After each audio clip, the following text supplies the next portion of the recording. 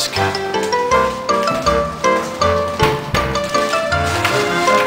Hey, godmorgen.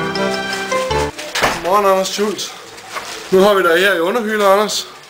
Du er klar til vores fisketur. Vi skal til Sondrup ud til Anders' far. Og så skal vi låne hans båd. Så nu har jeg kommet her, og så vil jeg gerne have et smil, Anders, fordi jeg har købt en morgenmad og basser og leverpostej op for slagteren deroppe, så det bliver faktisk rigtig godt. Så har vi fået spist morgenmad, og Anders Schultz, han er klar. Nu skal vi op og låne Anders' bil, og den er jeg nødt til, fordi Anders han kan ikke køre bilen, han har fået taget sit kørekort, nemlig for 3. gang.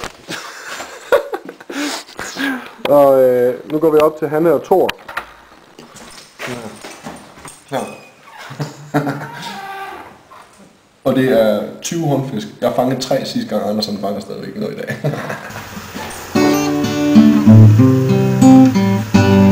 Vi filmer igen, Anders. Det gør vi. Nu er vi kommet til Sondrup. Nu til Anders' far. Her der er båden, vi skal ud i.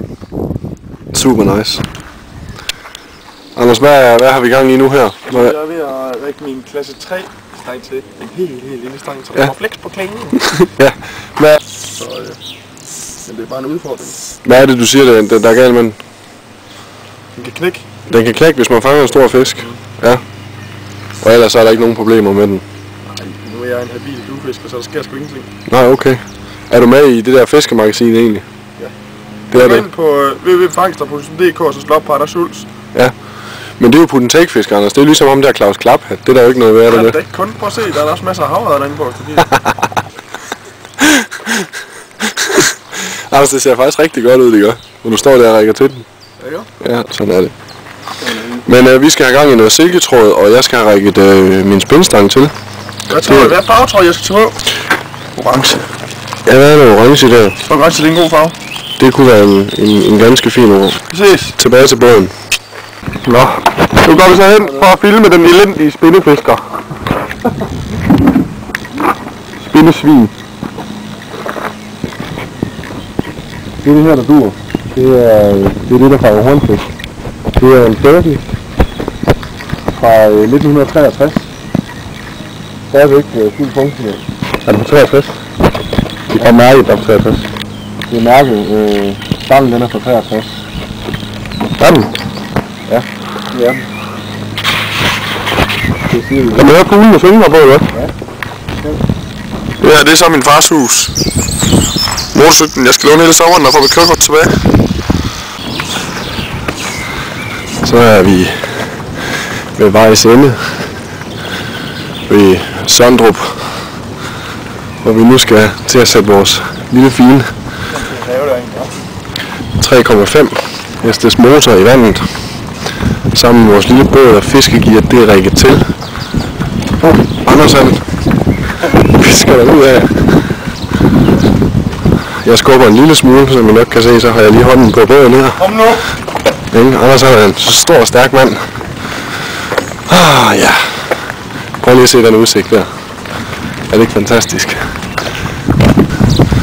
Jeg er over på den anden side.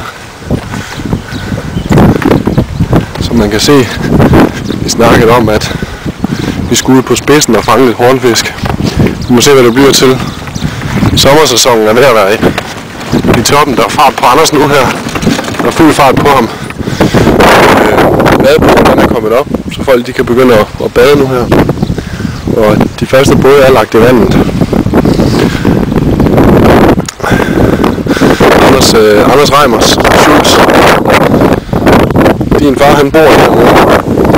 Han er sådan en speciel årsag til at han gør det, tror du. En gang til siger du. Han er en hippierøv. En mand ude på broen der har været ude at bade. Af censurerede årsager, så valgte vi først at filme ham efter han har fået tøj på. Men som Anders han nævnte, de er sådan lidt hippie herude. Det er de. Men vi skal til at have båden i vandet, og Anders han er utålmodig, og det er jeg også, så. Så er vi på sundet, og der er allerede på start, så er der flex på klingen her hos Anders på sin klasse 3-stang. Nu skal vi se lige, om vi kunne høre den af gang til dig. Der er god flex på klingen der. Det er en fin, ikke så stor en fisk. Den er meget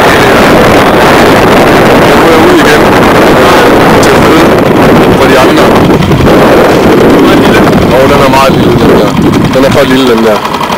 Det er noget rigtig grelt, fordi at den har det der silkesnor. Men det er en god start, Anders. Det er en rigtig god start inden for de første 5 minutter. Ja, så er den galt igen. Forsvundet. Anders han fangede en hornfisk, og nu har han så fanget dig selv. Men det er faktisk meget snedigt, Anders. Og der ikke har styr på sin fugle, så han må ikke bruge sig. Nu er det faktisk omkring, jeg vil skyde på en til den ene side, og en halv kilometer til den anden side.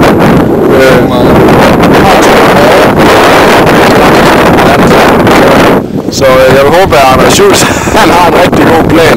Sådan, Anders. Det er flot, det der. 1 point til dig. Sådan kan det sgu gå. Det er noget skræmmende. Faktisk noget rigtig skræmmende. Ingen god på isen mere.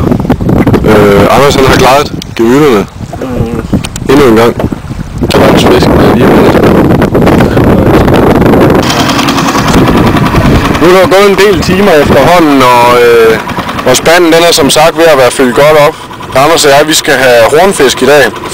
Dejlige, friske kartofler og persillesovs, altså de her sataner her. Og der er allerede flæks der, kan I se. Ja, vi har vel taget en 10-12 stykker efterhånden. Ja, vi er ved at være oppe på. Den er sgu fint, den her. Den er rigtig pæn, den der faktisk. Ja. Det er den. Er det større end din? Nixon. Jo. Far her har taget den største. Jeg kan ikke få den af. Jo. Nå, der er kameraet imens, så vi kan se, hvordan det var den af. Du har set, Anders, den er lige så stor som sådan en tidsmål. Eller... Så er det lige her. Yes! Satans kale, den der. Prøv lige at se, hvad er det ikke skønt? Hvad? 3,5 hestes motor. Gået ud flere gange, og vi har været ude på åben hav. Og alligevel så har vi 15 hornfisk, så det er den bedste tur, Anders, vi længe har haft den her. Ja, det vil vi gerne undvælge så bedst. Så Bård og Lars på Nordica, I kan bare pakke sammen med jeres lortelaks. Det her land, der er kraftigt med hornfisk. Så er fisketuren vel overstået. Båden den er i land. Her har vi fangsten. Og her der har vi klaptorsken. Og så silden her. Så siger Anders Schultz og Michael Lindberg tak for denne her gang. Vi glæder os til at vise jer med på, hvad det hedder, Schultz og Lindberg på nye eventyr. Vi siger farvel til kameraet nu, Anders. Nej. Anders, vi siger pænt farvel her. Nu skal vi hjem og have hornfisk.